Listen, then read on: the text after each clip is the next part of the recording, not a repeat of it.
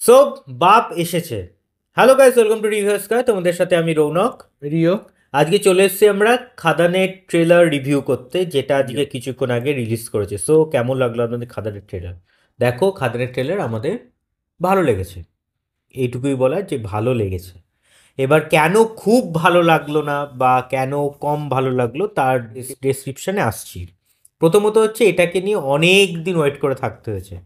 দেখো, যেদিনকে বেরোনোর কথা ছিল সেদিনকে অনেক প্রবলেম হলো, তারপর অনেক দিন ওয়েট করে করে থেকে থেকে অবভিয়াসলি লাস্টে বেরোলো। এবং এটা একটা কাজ হলো কি যার জন্য, সেটা হলো যে বুক মাই শোর টিকিটের লিঙ্কটা কিন্তু তারা অ্যাটাচ করে দিতে পারলো তাদের এই ট্রেলারের মধ্যে।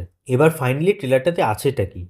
দেখো, ট্রেলারটায় বেসিক্যালি দেবদার লুকসে আমি যাচ্ছি না, কারণ সেগুলো তো হচ্ছে তোমার, এটা টিজার প্রি ট্রেলার, এগুলোতে তো আমরা দেখেইছিলাম। এখানে একটা বাবা ছেলে দেবের যে কম্বিনেশনটা যেটা দেখানো হয়েছে, সেটা একটা ভীষণ ভালো। তার যে এই রকম কাজ, মানে ইদানিংকালে দেখো পুষ্পা রাজ এখন চলছে চারিদিকে, এবং পুষ্পা রাজের পরে বাংলাতে এই রকম যে রাজ করা, রাজ চক্রবর্তী নয়, দেবদার যে এরকম রাজ করা, সেটা কিন্তু একটা অবভিয়াসলি ভালো কাজ। এবং এটা কিন্তু ভীষণ ভালো একটা অডিয়েন্সকে গ্রো করবে এবং অডিয়েন্সকে গ্র্যাপস করবে খুব ভালো। মানে খাদানের অডিয়েন্স কিন্তু রেডি খাদান দেখার জন্য। কারণ 20 তারিখে যে শোগুলো শুরু হয়ে গেছে, মানে শোগুলো যেগুলো টিকিট বুকিং শুরু হয়ে গেছে, সেগুলো কিন্তু মোস্ট হাউসফুল হতে চলেছে। যিশুদাকে ভীষণ ভালো লাগছে এখানে। তার সাথে অনির্বাণ চক্রবর্তী আছে আই থিঙ্ক, তাকেও ভীষণ ভালো লাগছে। সো যদি ওভারঅল বলো, একটা ভালো ট্রেলার, সিনেমাটাও আই থিঙ্ক ভালো হোক। এবং একটা আমার একটু প্রবলেম লেগেছে, সেটা হলো লাস্ট যে গানটা দেওয়া হয়েছে, ও মধু আই লাভ ইউ, যে গানটা রংবাজ সিনেমার গান, তোমরা প্রত্যেকে জানো দেবদারি সুরিন্দর ফিল্মসের ব্যানারে এসেছিল। সো সেটা একটা কানেকশন তারা রেখেছে, কিন্তু সেটা আমার মনে হলো যে 2.5 মিনিটের ট্রেলারটাতে প্রথম থেকে এরকম ধাই ধাই মারপিট অনেক কিছু দেখিয়ে নিয়ে লাস্টে ওই জিনিসটা দিয়ে একটু যেন ডাউন চলে গেল ব্যাপারটা। পজিশনিংটা বলছিল একদম। ওই জায়গাটা। ওই জায়গাটা আমার মনে হয় যে যেখানে মাঝে ট্রেলারে দেখবে, প্রেমের ট্রেলারে সিকোয়েন্সটা একটা ছিল প্রেমের সিকোয়েন্স তখন ছিল, তখন ওইখানটাতে যদি ওটা রাখতো সেটা হয়তো ওয়ার্ক ভালো করতে হতো। বেশি। ও হ্যাঁ, সেটা ভালো লাগতো, কিন্তু সেটাতে একটু মেটা রেফারেন্স ছিল ওই তোমার চ্যালেঞ্জে, যদি মনে থাকে চ্যালেঞ্জে হ্যাঁ, একটা শট ছিল তোমার রাইট। হচ্ছে সাইলেন্সার দিয়ে মারছে দেব। হুম। সেই শটটার কিন্তু এখানে একটা মেটা রেফারেন্স, সেখানে হচ্ছে বিড়িটা জ্বলাচ্ছে, সেটা হচ্ছে সাইলেন্সারটা পুরো লাল হয়ে গেছে, লাল হয়ে সেখান গেছে, থেকে একটা রাইট।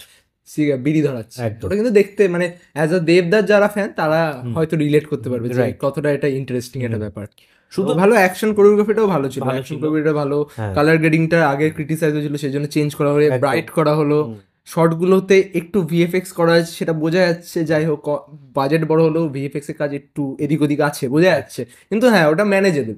যে লোকজন মাস অ্যাভাতার দেবকে দেখে লোকজন খুশি হবে, ভিএফএক্স অত মাথায় রাখবে না। হুম। এবার স্টোরিটা কেমন হবে সেটা আমরা এখনো ট্রেলার দেখেও মানে কিন্তু বোঝা যাচ্ছে না। রাইট, এটা কিন্তু একটা বড় ফ্যাক্টর যে সত্যি ও ঠিকই বলেছে যে যে ট্রেলার ট্রেলার দেখে দেখে কিন্তু, মানে টিজার প্রি ট্রেলার কিচ্ছু ট্রেলার মানে তিনটে পার্ট গল্প বেরিয়ে গেল, বোঝাই দেখো যাচ্ছে যে না। গল্পটা কিন্তু বোঝা যাচ্ছে না। এটা কিন্তু খুব ভালো একটা একদম। দিক যে সো যেটা যেটুকু বোঝা যাচ্ছে, আমি যেটুকু বুঝলাম ট্রেলার দেখে, যে যিশু সেনগুপ্ত এবং বাবা দেব দুজনে হচ্ছে ভীষণ ভালো বন্ধু ছিল।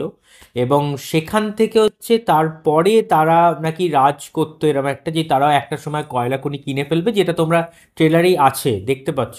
দেন এরপরে বাবা দেবকে হয়তো মেরে ফেলা হয়, দেন ছেলে দেব আসে এবং সেখানে ছেলে দেব তখন যিশু হয়ে যায় হচ্ছে বেসিক্যালি একজন বিশাল একজন কিছু হয়ে একটা যেতে পারে হবে, একটা এবার বোঝা যাচ্ছে না। বড়সড় একজন কোনো লোক। হ্যাঁ, সে, তার হাতে প্রচুর পয়সা, হ্যাঁ, কোনো মিনিস্টার বা এরম গোছের কিছু একটা, হুম, সেটা নিয়ে হচ্ছে স্টোরি। এবং সেখানে হয়তো ছেলেকে ছেলের একটা কোনো ভিউ পয়েন্ট থাকবে, হুম। এটা নিয়ে আই থিঙ্ক। কারণ ওই যে যেটা জয়গুরু যেটা বলছে, সেটা একবার যিশু সেনগুপ্ত মোটরসাইকেলের পেছনে বসে বাজাতে বাজাতে যাওয়ার সময় জয়গুরু বলছে, একটা এবং বুড়ো হয়ে যাওয়ার পরে একদম বুড়ো হয়ে যাওয়ার পর যখন দুজনের পিঠে পিঠ লাগিয়ে একটা জয়গুরু হুম, আছে।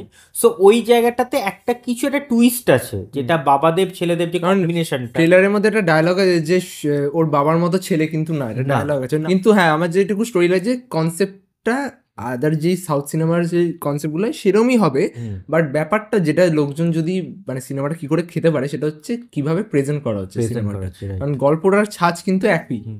সে বাবার ছেলে মানে জওয়ানের যে কনসেপ্ট বা যে কোনো বাইরের সিনেমা মানে অ্যাটলির যে কনসেপ্টটা, একদম। অ্যাটলি রাইট। যেরকমভাবে সিনেমা বানায়, যে ডাবল রোল বা ট্রিপল রোল বা বাবা ছেলে, ওই টাইপেরই কনসেপ্ট, একটা সোশ্যাল ড্রামার মতো একটা, মানে একটা পলিটিক্যাল একটা ভিউ পয়েন্ট রাখবে ডাইরেক্ট অডিয়েন্সের ওপর, এটা থাকবেই।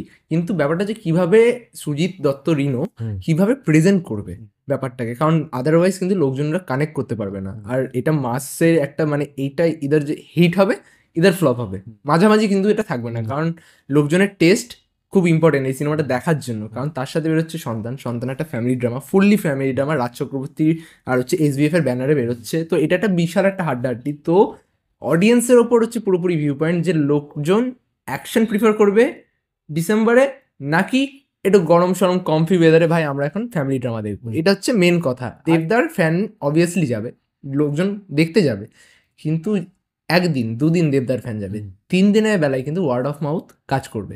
সেখানে হচ্ছে খেলতে হবে হচ্ছে স্টোরি, সেখানে দেবদার কিন্তু কোনো ফ্যাক্টর থাকবে না, স্টোরির ফ্যাক্টর থাকবে, যে গল্পটা ভালো কি না। কারণ বহুরূপীর সাথে যেটা হয়েছিল সেটা এখন দেবদার খাদানের উপর প্রিফার করা হচ্ছে, যে বা বোঝা যাচ্ছে যে ওটা হতে চলেছে বা হবে না।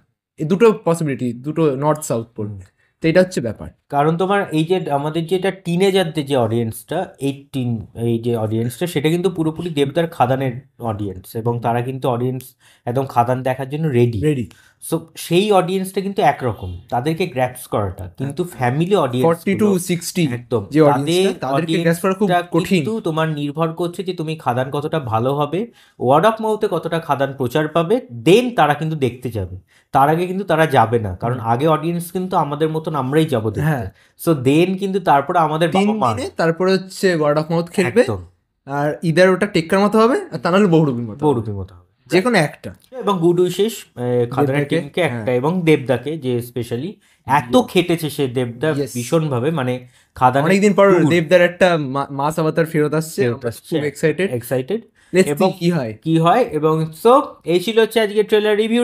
ভালো লাগলে লাইক করো, শেয়ার করো, এবং চ্যানেলটা সাবস্ক্রাইব করে দিও। এবং কেমন লাগছে কমেন্টে জানিও। ভুলিও না। তোমাদের কি ওভারভিউ, সেটা কিন্তু লিখো। তোমরা কোনটা দেখতে চাও, খাদান নাকি সন্তান, সেটা কিন্তু আমাদের তোমাদের কমেন্টে তোমাদের থিওরি গুলো বলো যে কি স্টোরি হতে পারে, সেটা কমেন্টে জানিও। সো ভালো থাকবেন, সুস্থ থাকবেন, এবং সিনেমা দেখবেন আমাদের আমাদের চোখ দিয়ে। Thank you.